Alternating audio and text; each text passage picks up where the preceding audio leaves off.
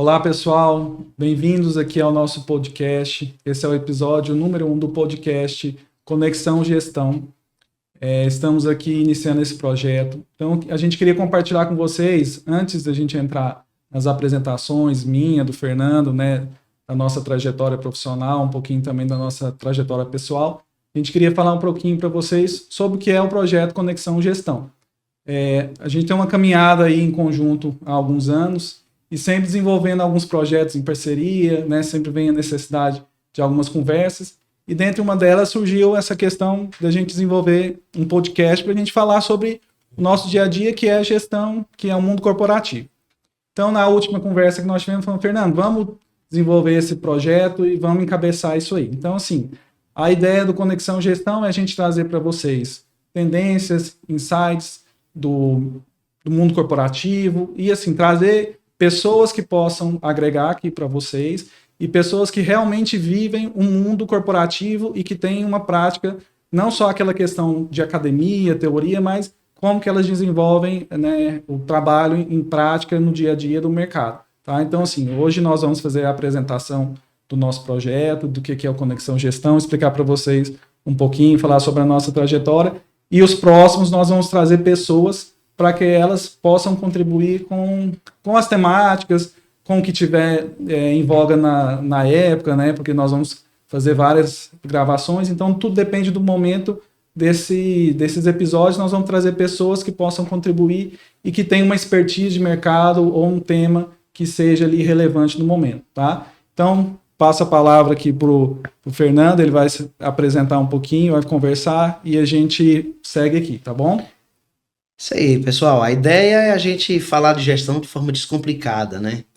Porque a gente tem hoje uma variedade de vozes para falar sobre gestão, até porque realmente é um tema muito amplo, muito abrangente.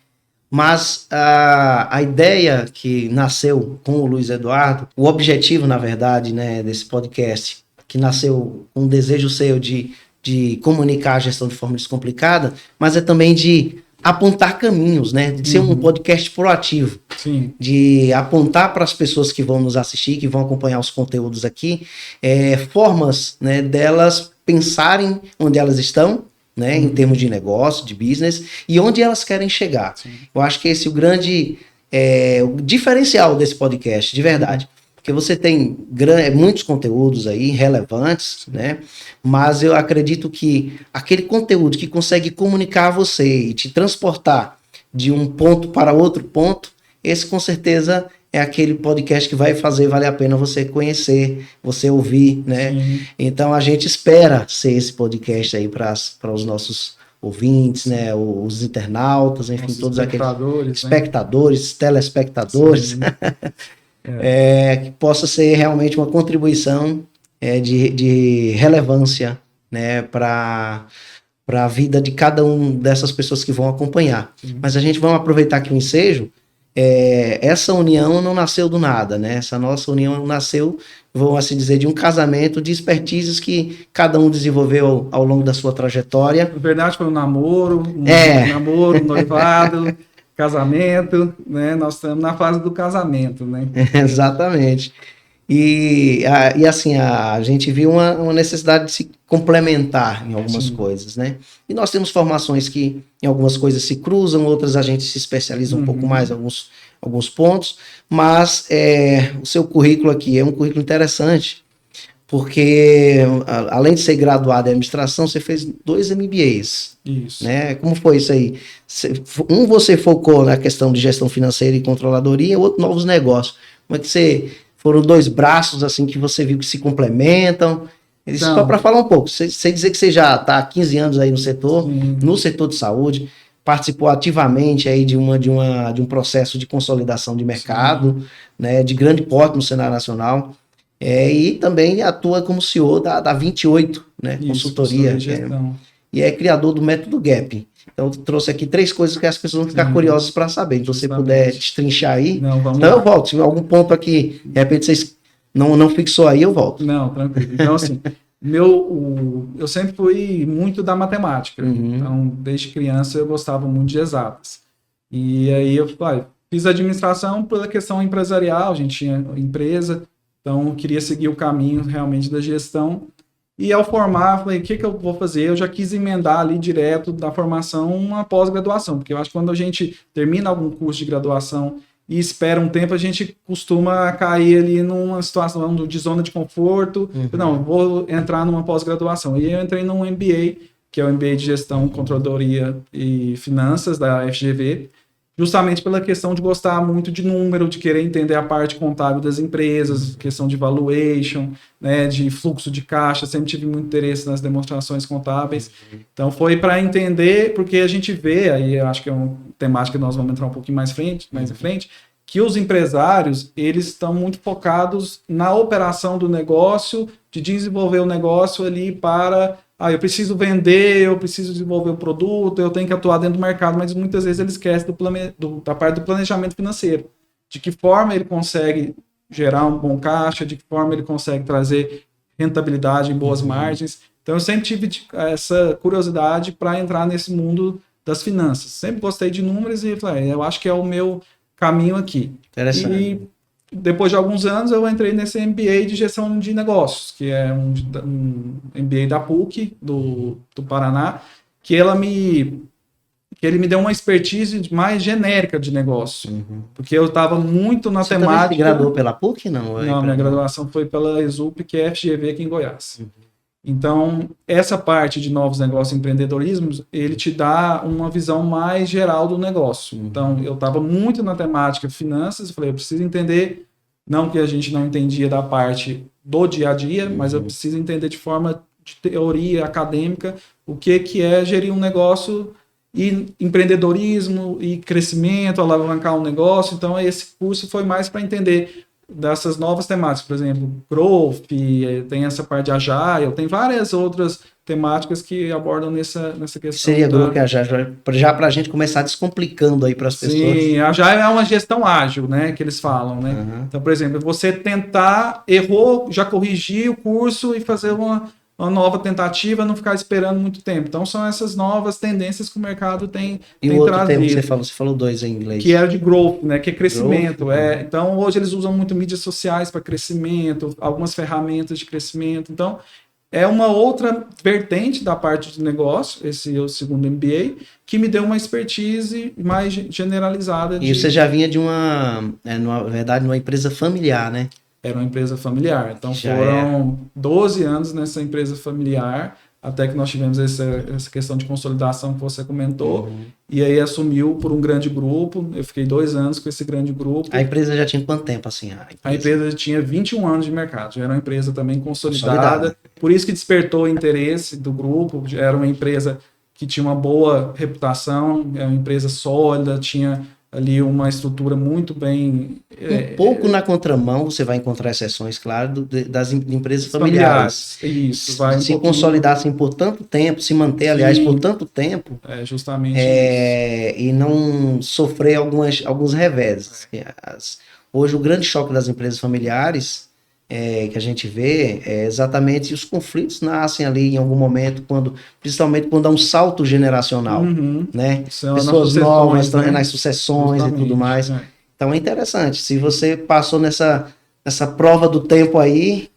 foram boas experiências. E das rupturas, das mudanças, e consolidar dentro de um mercado, é muito Eu entrei no negócio muito jovem, aprendi de todos os setores. Então, isso foi muito importante para mim. Então, acho que, às vezes, um grande erro das empresas familiares é onde o proprietário ele traz o filho ou né, filhos ali e trazem para ser um gestor já de um nível estratégico. Então, eu comecei na empresa no nível operacional. Então, eu fui aprendendo todos os departamentos ali da empresa até o momento que eu tinha capacidade e expertise para assumir um cargo mais tático, um cargo mais estratégico. Então, isso me deu ali conhecimento base para que eu pudesse falar para os colaboradores, olha, vamos por aqui, não vamos por ali, e isso te gera um respeito.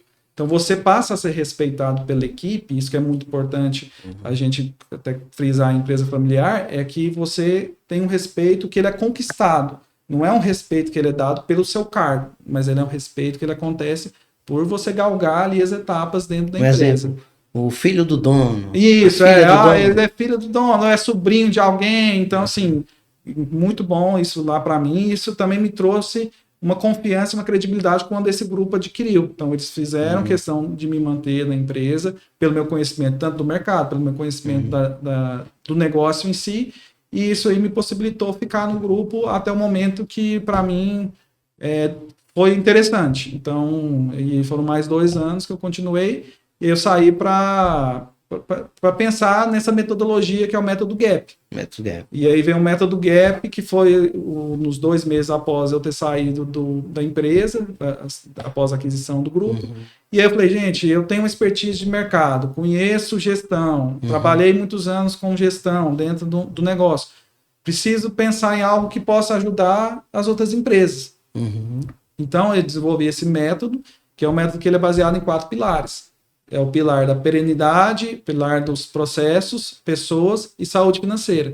Então, quando a gente fala de saúde financeira, de processos e pessoas, quando você tem isso muito bem alicerçado, quando você tem os processos, as pessoas estão ali atraídas, com uma boa retenção, são capacitadas, você tem uma saúde financeira, margens boas, a empresa tem um fluxo de caixa legal, o gestor entende, ou o proprietário, ele entende que ele está ali, a empresa é uma coisa e ele como pessoa física é outra. O que a gente vê muito, acho que a gente pode falar um pouquinho depois, é que tem essa questão, CNPJ e o CPF, então são coisas distintas. Muitos empresários acreditam pela empresa ser dele, o CNPJ é dele também.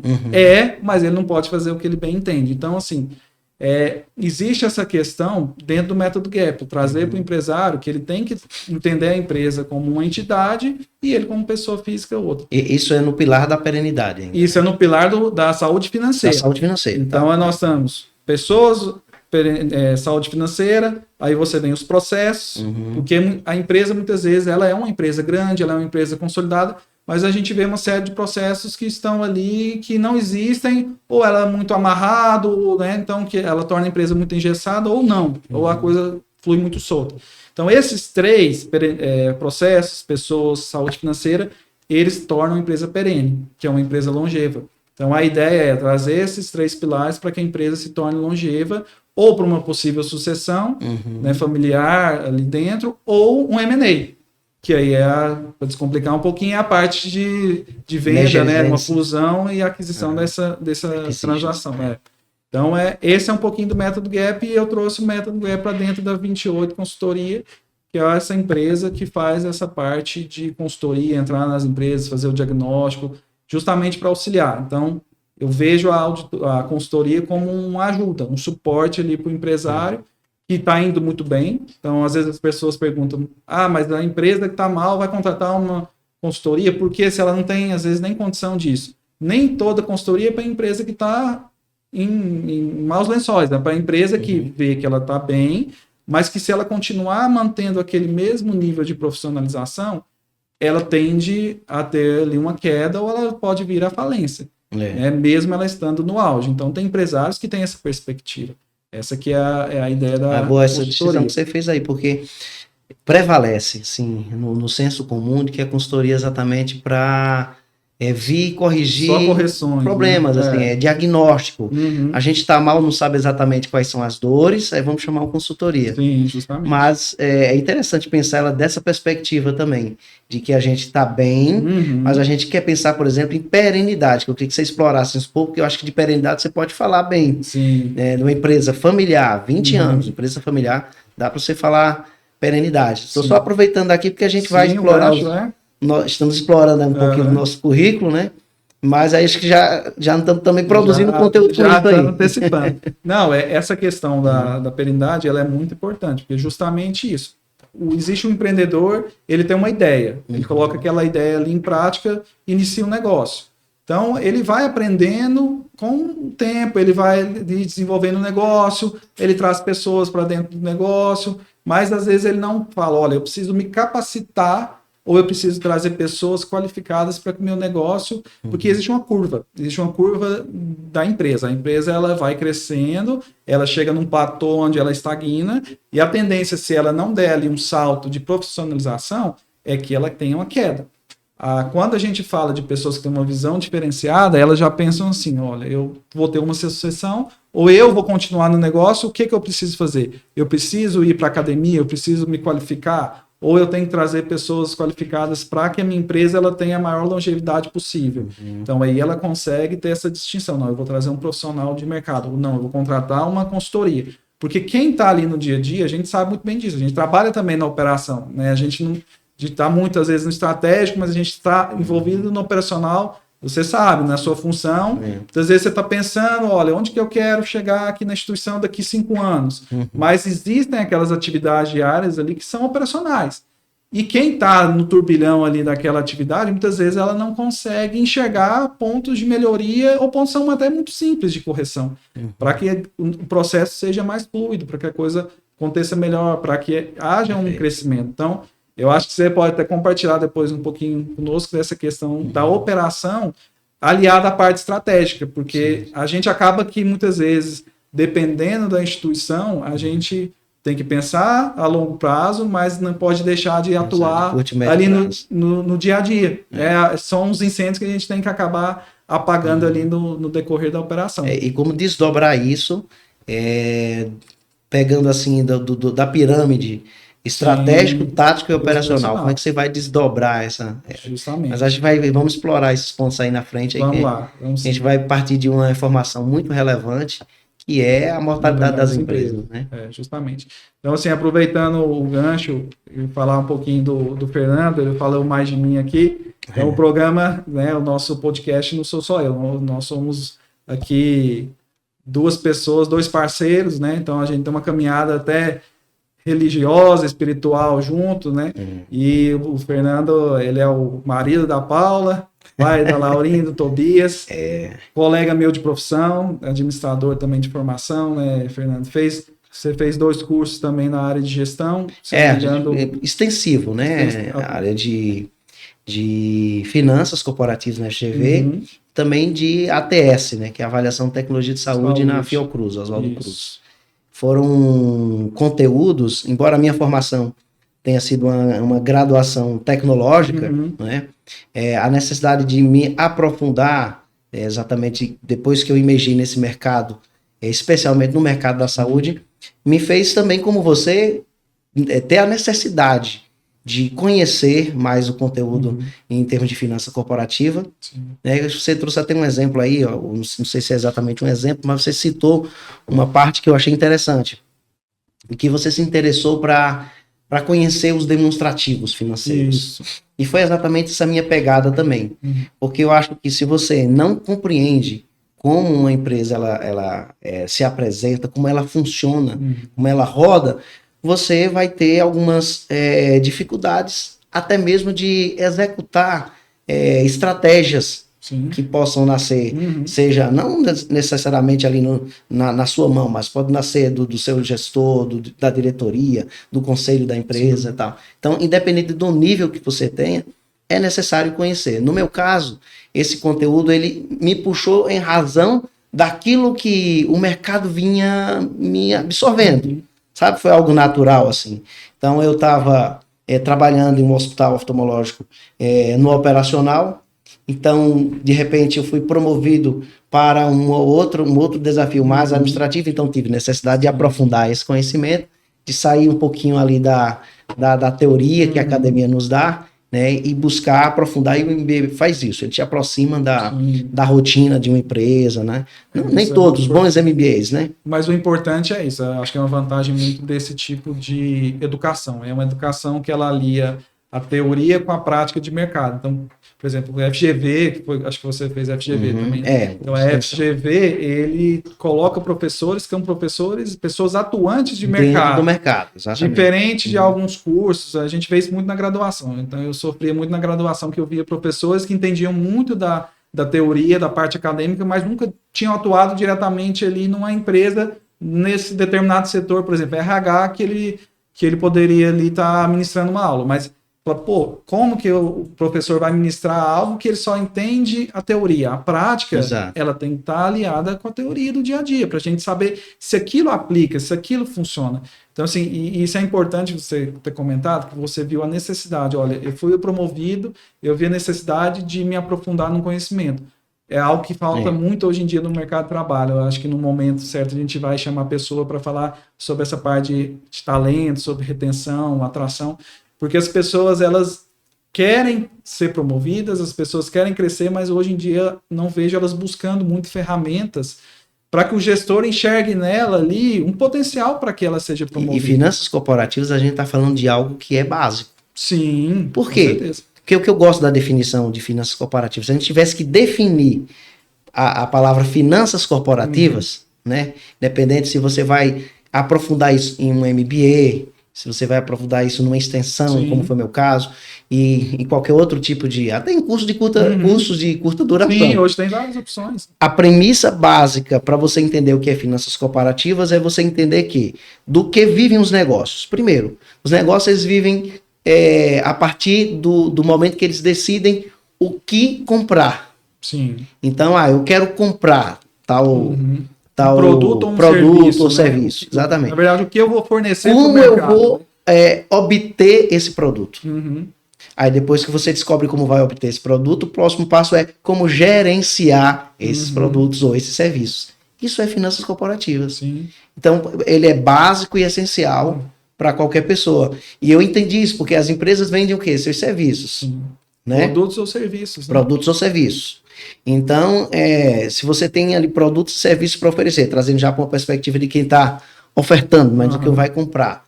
E você precisa fazer com que a sua empresa ganhe sustentabilidade, com que ela cresça. O que é que você precisa fazer? Você precisa saber como obter aqueles recursos para turbinar a sua empresa, dar um supercharge nela, fazer com que ela cresça. E como é que você vai fazer isso aí? Com capital de terceiros, com capital próprio. Você vai descobrir qual é a forma de fazer, de obter esse recurso para crescer a sua empresa. Pensando na perspectiva aqui de quem tem uma empresa e quer alavancar. Né? Porque primeiro a gente deu um exemplo de quem quer obter um recurso, quer obter um produto ou um serviço, né? Pensa quais recursos devem ser obtidos para comprar esses produtos e serviços e a forma como vai gerenciá-los. E é muito importante essa noção da... Me ajuda a descomplicar aí, tá? Não, eu quis tentar resumir aqui, mas pode ser que eu tenha complicado mais. Mas, assim, importante da finanças, né? Quem tem essa noção de finanças é assim, ele consegue ter essa visão de qual capital ele é mais interessante ali para aquele momento do empreendedor. Então, existe o capital de terceiro, existe o capital próprio. Isso. Então, ele consegue, uma pessoa que tem esse conhecimento de finanças corporativas, que é o que você comentou, é o básico. Então, a gente vê, depois um pouquinho mais à frente, a gente vai ver que são das dificuldades das empresas terem a questão da longevidade. Então, ele consegue, no momento, falar, opa, aqui é melhor eu trazer um capital de banco, dependendo da taxa, dependendo ali da condição. Não, aqui é melhor eu trazer um investidor, que é mais interessante ali aquela taxa de sucesso que às vezes ele está falando de como obter o recurso para financiar aquele nosso objetivo. Justamente. Ali, né? Que, nesse caso você está falando de financiar financiar a operação, a empresa, pode ser a operação, porque muitas vezes o empreendedor ele tem a ideia, mas o capital ele não tem. Então ele precisa entender, eu trago alguém que não tem, às vezes, expertise do mercado, mas ele tem a capital, quanto que isso vai custar? Eu trago um dinheiro de um banco, né? Quanto vai custar? Ou capital próprio, mas a questão aqui é que capital próprio ele não tem muitas das vezes. Então, quem tem essa noção de finanças corporativas, a pessoa consegue fazer essa análise e, dependendo do passo que ela dá aí, pode ser um sucesso ou pode ser um fracasso. Porque dependendo da forma como ele se alia nesse início, aí vai custar ou o sucesso da empresa ou o fracasso da empresa.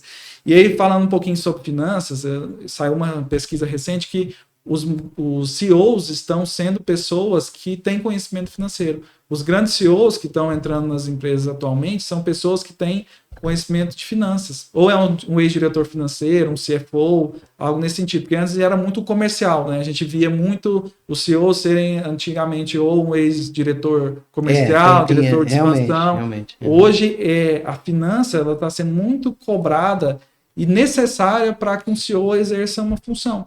Exato. Porque além dele entender do negócio, ele precisa entender da dinâmica do mercado, da parte financeira, porque isso é extremamente importante. Então eu acho que esse background que você tem, esse plano de fundo que você tem financeiro, te auxilia hoje na sua função que você exerce, muitas vezes não sendo propriamente uma função de financeiro.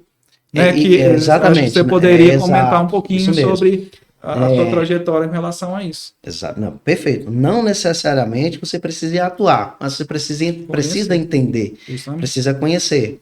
E isso casou também com a ATS, a Avaliação de Tecnologia de Saúde, porque se a gente fosse resumir aqui o que é a ATS, né, eu acho importante qualquer gestor hospitalar conhecer a ATS, Avaliação de Tecnologia de Saúde. É basicamente aquela análise que você precisa fazer de custo-viabilidade ao incorporar uma tecnologia. Sim. Independentemente de qual segmento de saúde, do setor de saúde, você vai estar atuando. Então, por exemplo, para eu entender se ficou claro, eu preciso trazer, eu tenho uma unidade de saúde, eu preciso trazer um tomógrafo. Eu vou adquirir um tomógrafo. Eu preciso entender qual é a viabilidade daquela aquisição. O que aquilo vai me trazer de receita, se compensa o investimento. É mais ou menos isso. Exatamente. Você conhecer o ticket médio, você ter um cálculo de retorno de payback mesmo daquela tecnologia, como a gente fosse abrir uma empresa do zero. Né? Ele é uma unidade, aquilo passa a ser uma unidade de negócio dentro do negócio. É uma UN, exato. É uma UN. Porque aí você, por exemplo, se você já tem um parque tecnológico montado ali, né? E você vai incorporar uma nova tecnologia. Uma coisa é você ter as tecnologias, você já tem as tecnologias suficientes. A gente não está falando aí de começar do zero, não. A incorporação significa que você já tem um negócio funcionando, você tem um parque tecnológico funcionando e você vai incorporar uma nova tecnologia. Então, o primeiro ponto a pensar, eu estou incorporando essa tecnologia para quê? Eu quero melhorar, tem uma bifurcação. Você vai olhar para o paciente e você vai olhar para o médico. Se você olha para o paciente, você está dizendo o seguinte, eu estou querendo oferecer uma melhor qualidade do serviço prestado aqui de diagnóstico, por exemplo, ou cirúrgico, né, ou mesmo assistencial, para o paciente.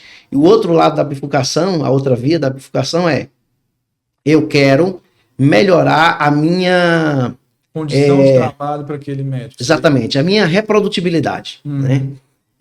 O que eu chamo de reprodutibilidade, no caso assim, do médico, né, que a gente está falando de negócio de saúde, ele precisa garantir que os resultados sejam reprodutíveis para aquele número X de pacientes. Ou seja, todo procedimento que ele vai realizar, ele tem que ter aquele padrão. Aquele padrão. Ou seja, ele não pode realizar um procedimento hoje que saia de uma forma, amanhã ele saia de outra. Então, exatamente. Seria ali você padronizar. Os diagnósticos variam, etc. e tal, porém aquela tecnologia lhe dá confiabilidade na realização de todos esses pacientes, né?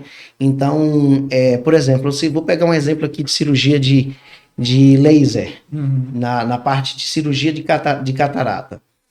A cirurgia de catarata tem suas etapas. Um médico ali, especialista em catarata, cirurgião, ele tem um caminho que ele faz até extrair o cristalino e substituir por uma lente intraocular, né? Hoje, ele tem a opção de fazer isso manualmente, e ali a habilidade do cirurgião é muito importante, exatamente. Ele vai fazer a remoção ali, a abertura da cápsula, que fica ali dentro no cristalino, que cobre o cristalino, que é a segunda lente que nós temos dentro do olho, e ele vai extrair o facoemulsificar aquela catarata e colocar uma lente intraocular. Se ele vai fazer isso no laser, certo? Essa abertura de cápsula é muito importante, é chamado de cápsula Rex. Se ele vai fazer isso no laser, a capacidade de tornar aquilo mais preciso e mais reprodutível é maior do que ele fosse fazer à mão. Porque a nossa mão, por mais Uma habilidosa variação, que né? seja, ela pode estar suscetível a alguma variação. Sim, com certeza. Então o laser ele vai programar milimetricamente o diâmetro daquela abertura da cápsula, entendeu? Então é nesse sentido. Sim. Então na hora que você vai incorporar uma tecnologia, precisa ficar claro. Eu estou trazendo essa tecnologia para aumentar o meu ticket médio, então eu preciso olhar na ponta aqui que eu estou vendendo para o paciente, se o meu convênio vai pagar, vai compensar isso. Falando em convênio de saúde, mas também podemos pensar na precificação em geral, né? Particular, mercado, etc. né? Ou se essa tecnologia ela vai apenas trazer qualidade para minha mão de obra, né? Então é só uma... Mas você consegue, você comentou de uma bifurcação. Às vezes a gente está saindo um pouquinho da temática, mas acho que é importante, mas aí a gente entra... Aliviar a faringite aqui. A gente entra em seguida no tema. Mas existe uma bifurcação, você falou assim, eu tenho que pensar no paciente na ponta ou no médico, mas existem momentos que você pode conciliar as duas situações, né? Então, eu estou trazendo uma tecnologia que ela vai trazer padrão, reprodutibilidade para o médico, e em contrapartida eu também vou trazer mais qualidade. Às vezes são duas vias na mesma direção. Então, assim, para o pessoal entender que o que você tem essa questão da viabilidade, né, que você comentou do ATS, ele, além dele trazer essas duas vertentes, mas ele também você consegue aliar muitas vezes uma tecnologia que vai atender, né, os dois pontos. E aí, entrando na questão da temática, Fernanda, aí, se você quiser dividir conosco a pesquisa com relação à mortalidade das empresas, eu acho que é muito importante. Essa pesquisa saiu no início do ano, e assim, por ser uma pesquisa no início do ano, não quer dizer que é uma pesquisa que está atrasada ou que a gente está falando de um tema que não é importante, né? Porque a gente vê isso ano após ano se repetindo. Então, se você puder dar para nós aí uma pincelada do que se trata. E assim, é muito fácil falar desse tema aqui, e a gente pegar um ano gap que a gente teve aí como 2020 e dizer assim, a pandemia fez com que muitas empresas fechassem. Sim. Mas mesmo após a pandemia, o mercado brasileiro tendo retomado, e a pesquisa é pós-pandemia, né? Justamente. Mesmo tendo retomado, a gente vê essa realidade ainda vigente no mercado, né? O que é que diz a pesquisa aqui? Ela diz que o Brasil teve 4 empresas fechadas por minuto em 2023. Um total que supera 25%, em 25% o número de 2022. Aí ele traduz aqui, foram 2,1 milhões de negócios extintos no ano passado contra 1,7 milhão em 2022. Aponta o mapa de empresas do governo federal. Então, números aqui que o governo controla, né? Deixar claro. Então é um número... Ele não tem melhor controlador. Sim. Para ser uma fonte aqui segura do que a gente está falando. Para ele não seria interessante dar um número assim absurdo, né? Então essa aí a gente pode até pensar que pode ser até mais do que isso. Exatamente. Já é um número absurdo a gente pensar em crescimento de 25%. Pega mal, né? Dizer que... Pega mal. Para o governo pega mal. O efeito político pesa muito.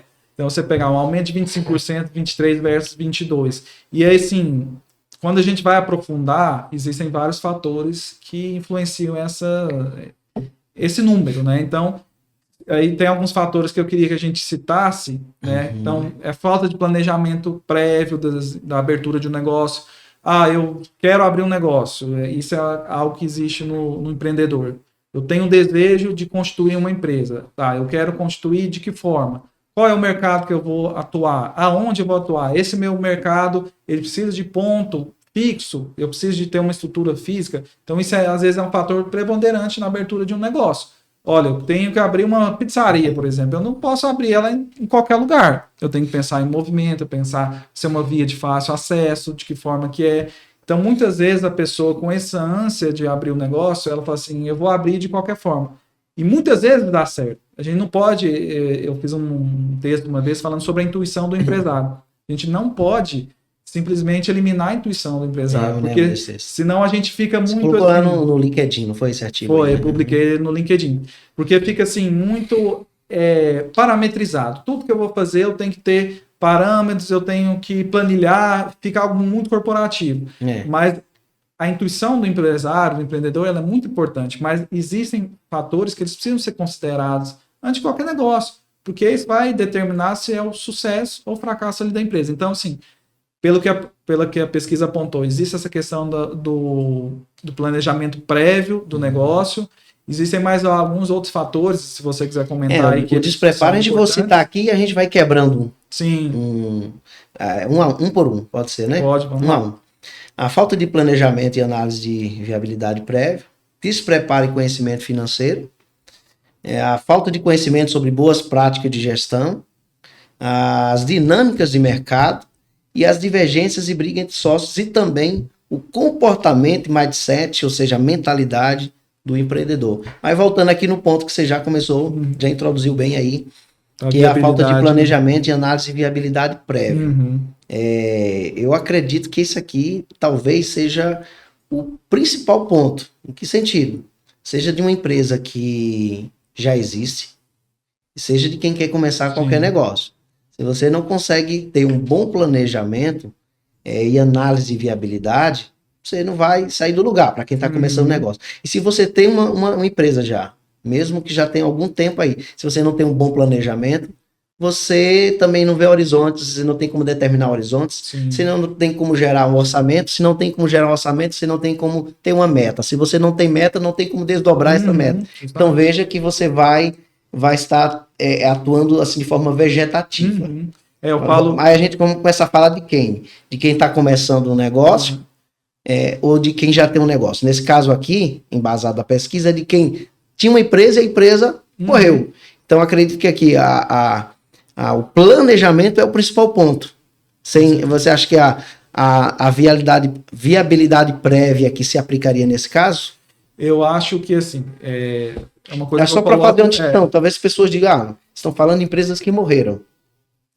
Que a viabilidade prévia seria essa? Não seria somente um planejamento financeiro? Só para a gente quebrar aqui e explicar isso aí. O que eu coloco, por exemplo, dentro da consultoria, quando eu apresento o método GAP, eu apresento ele para empresas que vão começar ou para empresas que já existem. Perfeito. Então eu vejo muito que o prévio ele deve ser feito realmente quando eu tenho a intenção de um negócio, eu quero abrir. Então quais são os fatores que eu preciso considerar? Qual é o capital de giro? Muita coisa que é um fator importante que o empreendedor muitas vezes não considera. Eu tenho só o dinheiro para abrir, fazer a estrutura, comprar meu estoque inicial. Mas o valor que eu preciso para fazer esse estoque girar, para pagar minhas despesas fixas, o que é que eu preciso ter? Ele não tem essa distinção. O que você está dizendo é o seguinte, que uma empresa, né, mesmo que ela já exista, mas que ela não teve uma análise de viabilidade prévia, ela está fadada a essa mortalidade. Justamente. Muito difícil dela conseguir mudar esse direcionamento, a não ser que o empreendedor, naquele momento, que é o que nós falamos sobre a consultoria, ele não está em dificuldade ainda e ele observa, olha, eu preciso enxergar o horizonte, eu preciso traçar ali metas, eu preciso traçar ali um planejamento e desdobrar esses planejamentos, porque assim, a dificuldade de você chegar numa meta é que às vezes você está olhando um horizonte mais longe. Estou olhando ali 1 ano, 2 anos, 3 anos. Mas quando você desdobra em metas menores, é mais factível. Então, assim, é importante... eu tenho uma meta de crescimento anual. Mas qual que é a minha meta de crescimento mensal ou semanal? Quebra isso. Vamos quebrar isso em tamanhos menores, né? Em períodos menores. Eu preciso vender 1 milhão nesse ano. Tá. Então, em 12 meses... X mil reais por semana. Então, eu vou tentando atingir aquele número semanalmente. De que forma que eu consigo atingir aquilo ali? Então, essa questão da análise da viabilidade, ela é prévia e nada impede também, no decorrer do processo, eu faça isso. Porque é o que a gente comentou sobre a curva da empresa. Chega no momento que ela estabiliza. Se eu não tomar uma ação ali para vislumbrar um crescimento, a ideia é que ela vai entrar em decadência. Então, preciso trazer gente, a gente volta naquele assunto, trazer gente, trazer capacitação, ou eu como profissional, eu não entendo de finanças. Eu vi uma pesquisa falando sobre justamente isso, que a finanças é o terror dos empreendedores. Eles gostam de tudo. Ele gosta do marketing, ele gosta do comercial, ele gosta de conversar com o cliente, mas quando fala que ele tem que entender o que é um balanço patrimonial, o que é uma DRE, um fluxo de caixa, ele espizinha, mas ele não entende muitas vezes que aquilo ali é o que vai garantir para ele a perenidade e a perpetuidade do negócio. Não, eu acho que um fator importante para isso aí, na análise prévia e no planejamento, podemos falar das duas coisas casadas, né? É você conseguir planejar ou projetar, pelo menos, um fluxo de caixa de receitas recorrentes. Sim. Porque eu acho que isso é a grande... Às vezes você tem uma ideia muito boa, empreendedora, a ideia é boa, que eu falo assim, esteticamente falando. No PowerPoint ela é muito bonita. É linda demais. Então, assim, vamos lá, vamos abrir uma clínica aqui popular. Sim. Então, essa clínica popular, eu tenho uma fatia de pacientes que o SUS não consegue atender e que se eu oferecer um valor popular, eu vou conseguir captar. Aí o cara esquece que já existem outras clínicas consolidadas, outras marcas que estão ali, e aí ele deixa de pensar numa coisa simples. Como eu vou captar esses pacientes e depois que captá-los, como isso vai se tornar receita recorrente? Como eu fidelizo esse paciente para que ele esteja ali gerando essa receita. Ele acha que abrir as portas ali vai... Isso serve para qualquer negócio. Estou citando um exemplo de clínica popular, mas o cara pode abrir um armazém de ração. Tem muita gente que faz isso também. O que é que você vai fazer? Como é que você vai tornar receita recorrente? Eu acho que começa muito por aí também. E aí, se você não calcula bem o capital de giro, para você ter tempo de maturar o negócio, de captar e fazer isso virar receita recorrente, você corre um risco de morrer. Eu vejo muito assim, esses negócios de compras pontuais, eu acho que eles são interessantes, mas é importante isso que você falou. O empresário pensar algum tipo de negócio que ele consiga gerar essa recorrência com o cliente. Ou é por uma prestação de serviço, algum contrato, ou algum tipo de assinatura, porque hoje em dia existe muito isso. Olha, eu quero gerar um negócio. Antigamente ele vinha, comprava e ia embora. Não, então hoje eu vou trazer para um serviço de assinatura, porque ele não precisa mais comprar aquele ativo. Hoje a gente vê veículo. Era uma coisa que ninguém pensava em assinar veículo. Hoje já existe essa possibilidade. Então, eu tenho a impressão que está crescendo isso aí, né? Está crescendo, porque quando você coloca, existe também um cálculo sobre isso. Vale a pena comprar um veículo usado? Vale a pena comprar um veículo novo ou alugar o veículo? Então, depende de uma série de fatores. Mas, assim, voltando no cerne, é que, assim, quais negócios que a gente pensava que iria existir essa possibilidade de assinatura? Porque as empresas viram a necessidade de gerar receita recorrente. Por exemplo, existem hoje assinaturas de notebooks. Eu, ao invés de comprar um notebook da Dell, eu assino ali um notebook por determinado período de tempo. Eu vou ter um produto sempre atualizado, novo, porque existe a obsolescência do produto. Eu vou ter despesas de manutenção, não vou ter esse tipo de situação. Então, quebrou, a empresa troca para mim. E a empresa está gerando ali uma receita para ela que é recorrente. Ou seja, ela pode garantir que todo mês determinado valor vai pingar na conta. Diferente quando ela faz uma venda ali pontual de um notebook que muitas vezes a pessoa vai comprar um outro daqui 5 anos, dependendo da qualidade dele. Então, isso é importante de avaliar no negócio. Eu vou ter um negócio que vai me trazer receita pontual, eu tenho um negócio que me traz receitas recorrentes, de que forma que eu consigo gerar ali um fluxo de caixa para que eu mantenha o meu negócio longevo, para eu tenha uma estrutura saudável. E existem negócios com margens de lucro baixíssimas. Né? Então, eu tenho muitas vezes que considerar volume. Então, é um negócio que eu tenho que gerar muito volume de venda ou muito volume em prestação de serviço para que eu consiga ter uma margem pequena. A gente vê isso na área da saúde. Há quanto tempo a gente tem tido as margens sendo achatadas a cada ano? Passa ano após ano. Tabela de convênio pressionando o ticket médio. É redução, tem tabela que não tem reajuste há anos, que você sabe melhor do que eu sobre isso. Então, assim... E em contrapartida, o paciente está sendo cada dia mais exigente com relação à tecnologia, à qualidade do atendimento. O médico, da mesma forma, ele está buscando um produto melhor que dê para ele padronização no serviço dele. E aí é aquele malabarismo que a instituição tem que fazer. Eu tenho que atender bem, sem perder qualidade. O médico tem que estar sendo bem atendido também dentro das diretrizes dele, mas eu não tenho um reajuste há quanto tempo, eu não estou conseguindo gerar um caixa positivo. Então, isso tudo vem da questão da análise, desse planejamento e do acompanhamento. Porque, ok, planejei. Vamos pensar, eu estou planejando um negócio, mas eu estou acompanhando? Porque o mais importante, além de você planejar, é você acompanhar e corrigir os desvios. Porque às vezes no meio do caminho, aí entra a questão de um dos fatores aí que ele fala na pesquisa, que são as dinâmicas do mercado. Quando que a gente imaginava em 2020 que nós passaríamos por uma pandemia? Então, se eu tenho um gestor que está alheio às mudanças, ele não consegue perceber isso e ele não consegue corrigir os desvios. Opa, peraí, o mercado mudou, eu tenho uma taxa de juro que só está subindo. Qual é o tipo de dinheiro que eu vou trazer para aqui para dentro da instituição? Eu vou trocar uma dívida cara por uma dívida mais barata. Então, eu tenho que ter um planejamento, mas ao mesmo tempo aquele planejamento ele tem que ser acompanhado. Não é simplesmente a gente vê muito nas empresas que colocam ali planejamento dos próximos 5 anos, plota ali, o cara esquece e vai embora. Não, o gestor, o bom gestor, ele tem que acompanhar isso e estar atento a todas as dinâmicas do mercado. E aí eu me lembro do método do professor Vicente Falcone, que é alguém que eu tenho um grande respeito, né? Inclusive um livro que eu escrevi sobre negócio em saúde, fui narrando uma biografia e nele eu fui contando como aquela empresa, né, ou aquele personagem fundou uma empresa que se consolidou no mercado, como ele saiu de um grupo pequeno de hospitais e se tornou sócio do maior grupo de hospitais da América Latina. E ao escrever aquele livro, me inspirei muito no professor Vicente Falcone, porque ele tem o chamado gerenciamento por diretrizes, que eu acho que é exatamente isso que você está dizendo. Você tem um planejamento, tem um horizonte definido, mas como é que você vai gerenciar isso aí? Justamente. Como você vai gerenciar isso de uma forma que o seu estratégico, tático, operacional, todos possam compreender e olhar para a mesma direção. E é difícil você colocar isso em prática dentro de uma instituição. Não é fácil. E aí entra outro ponto aqui. O despreparo e conhecimento financeiro.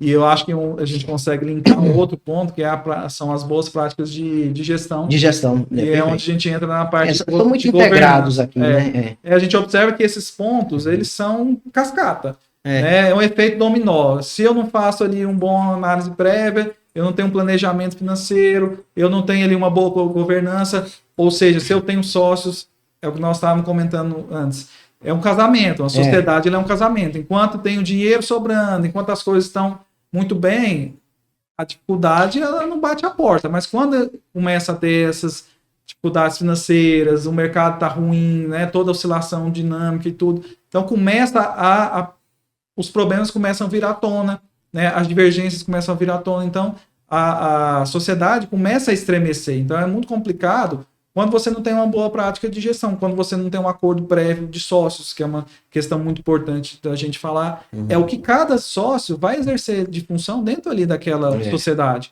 Olha, o Fernando ele é um ótimo comercial, o Fernando vai ser responsável pela parte de expansão do negócio.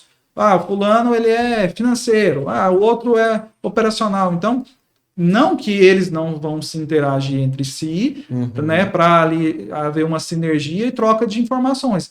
Mas é muito importante que cada um tenha muito assim delimitado o que é o seu trabalho, para que ele consiga desenvolver da melhor forma possível e, periodicamente, são reuniões de sociedade, e eles vão trocar as ideias, vão mostrar os indicadores de cada um dos seus setores, o planejamento, como de cada um conseguiu desdobrar, se eles estão dentro das metas. Então, assim, essa questão societária, ela é muito importante ser discutida antes.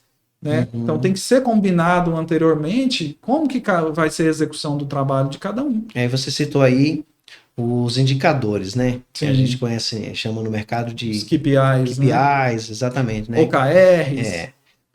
Exatamente. Os KPIs ou KPIs, né? Eu quero chamar, são os indicadores-chave de performance. Eu tenho precisamente assim eu estou tentando aqui achar a palavra certa, mas eu tenho uma apreciação muito focada nisso, porque eu acredito todo o sucesso que eu consegui de execução por onde eu passei graças a indicadores bem definidos e claros. Então, basicamente se a sua empresa não sabe medir os seus resultados, você não tem gerenciamento. É simples de entender. Você está lá com o seu serviço, oferecendo aí, vamos citar aqui, qualquer mercado, para a gente ficar só no mercado de saúde aqui. Mercado alimentício, vamos colocar aí. Alimentício, né? Você tem lá o mercado, você tem uma variedade de produtos. Sim. É bem diferente de quem vende um serviço só, um segmento, ou um produto específico, né? Você, no setor alimentício, você, por exemplo, de supermercado, você tem uma variedade de produtos. Bom, número alto de SKUs ali dentro de uma Exatamente. instituição. Então, você tem aí o desafio da precificação, né? Que está ligado a setores macroeconômicos também, né? E você tem ali o controle do gerenciamento de saída disso. Você tem a perecibilidade. A né? perecibilidade, perecibilidade exatamente. Dos produtos. Então, como você vai gerenciar com esse monte de fatores? Somente indicadores bem definidos. São dados, né? Hoje em dia, tem uma frase que eu gosto muito primeiro levantar dados. Dados que se transformam em informação, informação que leva você para algum lugar. Esses são os KPIs, né? Os KPIs, né? Eu gosto de uma frase muito que ela fala assim, ó, uma pessoa sem dados é uma pessoa só com opinião. Então, assim, se você não tem um dado, embasamento, você tem uma opinião. Eu acho algo. Então, todo mundo pode achar qualquer coisa, mas a partir do momento que você tem dados concretos, fidedignos, você consegue parametrizar, estabelecer ali métricas, você tem como dar um livro que foi lançado pelo Paulo Guedes, desculpa, acabei de interromper. Paulo Guedes, e tem outro cara o Paulo Guedes, eu não sabe, foi ministro da Economia, né? Tem um cara que lançou um livro com ele, não tô lembrado o nome dele, mas ele fala o seguinte, olha, em Deus eu acredito, nas demais coisas eu preciso dos números, né? É justamente assim. E assim, tem que tomar cuidado que existe viés, né? Então tem os números que são enviesados, mas assim, quando você não tem número nenhum, quando você não tem dados, quando você não tem informação ali precisa, você tem uma opinião, você acha algo de alguma coisa. Então é importante, principalmente para gestão. Eu não consigo tomar uma decisão baseada no empírico. E é o que acontece muito com um empreendedor. Ele fala, e ele tem um feeling, a gente não pode desprezar. É algo que eu acho que é uma linha muito tênue ao mesmo tempo, porque assim, o empreendedor ele tem um feeling, ele aposta muito no negócio dele, que lá na frente ele vai descobrir se está certo ou está errado. Mas ele muitas vezes toma as decisões baseadas no sexto sentido, vamos dizer assim, ou no empírico.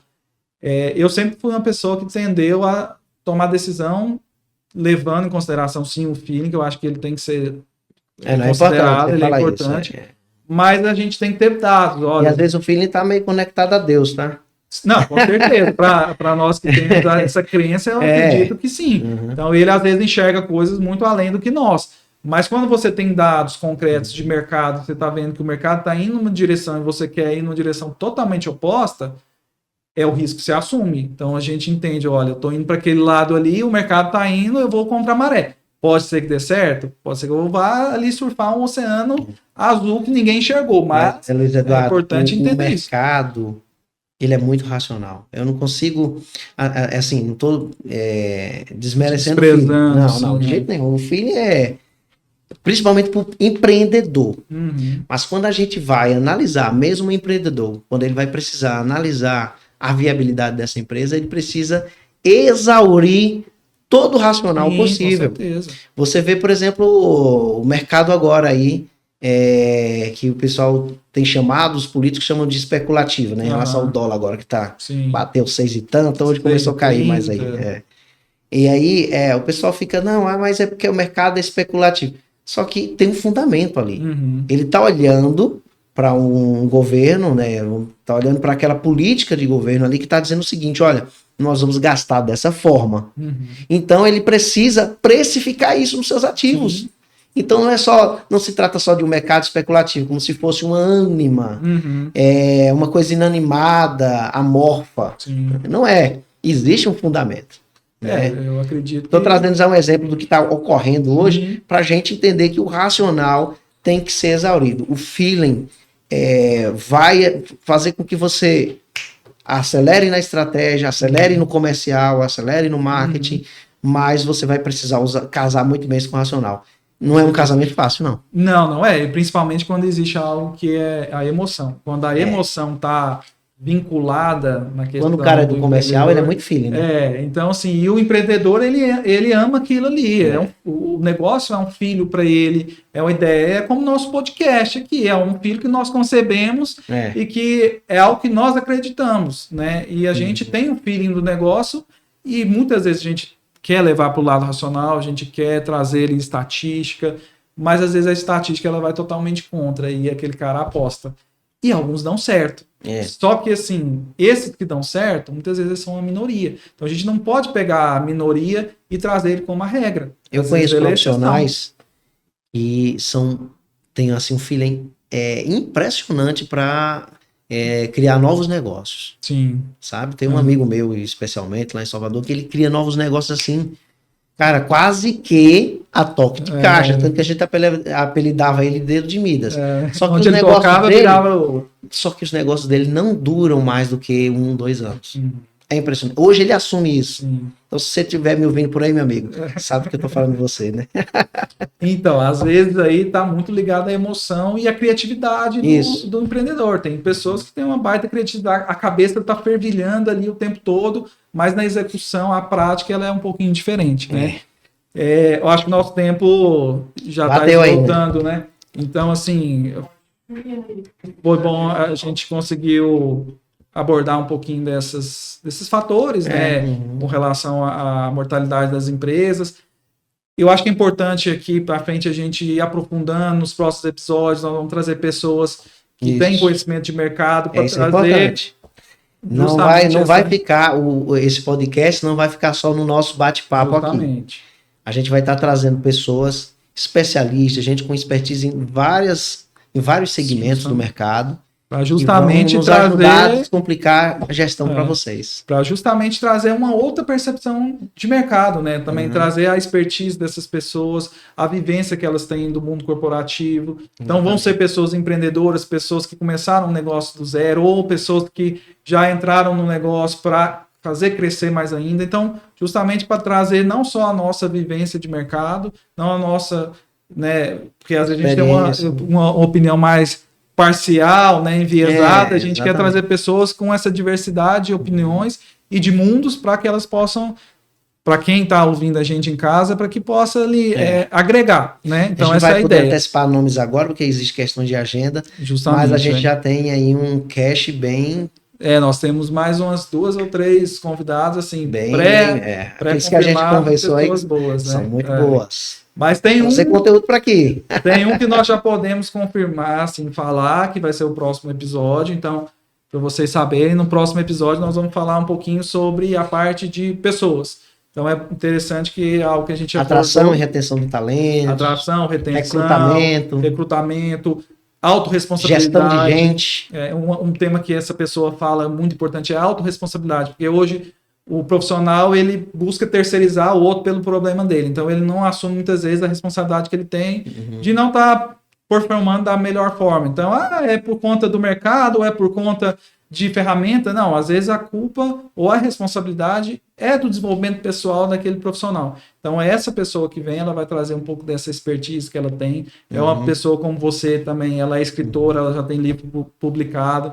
Então, é uma pessoa que tem uma bagagem assim, extremamente enorme que vai nos auxiliar, que ela vem falar justamente dessa parte de pessoas, retenção, atração, autorresponsabilidade, coaching. Então, é uma pessoa assim que vai nos dar um... É um tema interessante. Ela vai trazer muita coisa. A gente está falando aqui de racional, né, no mundo executivo, no mundo corporativo, mas se você tem um bom racional, bem redondinho ali, mas se você não tiver capacidade de executar aquilo ali, porque você não executa nada sozinho. Não, normalmente em equipe. Você vai precisar realmente assim, ter liderança, né? E recrutar boas pessoas. Enfim, eu acredito que calha muito assim, esse conteúdo. Mercado que nós estamos hoje em dia, um mercado assim, muito dinâmico, né? Você vê profissionais, que é algo que a gente comentou mais cedo, que eles não têm uma certa estabilidade, e você vê muita mudança de empresa, ele quer entrar numa empresa, já ter um reconhecimento, às vezes é recém-formado, quer ganhar um valor alto ali para aquela função que ele vai exercer, não tem aquele pensamento de construção ao longo do tempo de uma carreira. Então a gente via antigamente pessoas que queriam pagar para aprender. Hoje em dia as pessoas saem sem conhecimento nenhum para o mercado, querem receber bem, ganhar, né, um salário muito bom e muitas vezes nem trabalham aquilo que elas deveriam em jornada de trabalho. Perfeito, eu já tenho uma pergunta para a pessoa, viu? Já tenho pergunta pronta. Não adianta E é uma pergunta nada mais, nada menos do que vindo de Jack Welch, Coisa CEO boa. da GE. exatamente, da GE, General Electric, isso. Ele fala lá de... Não vou falar, deixa a pergunta deixa ela pra lá, vir, deixa a pergunta. Vamos criar Deixa o pro dia, suspense. exatamente. Então, pessoal, e o nosso próximo episódio vai ser com a Sandra Vaz. A Sandra Vaz, ela é diretora, CEO do Instituto Qualificar.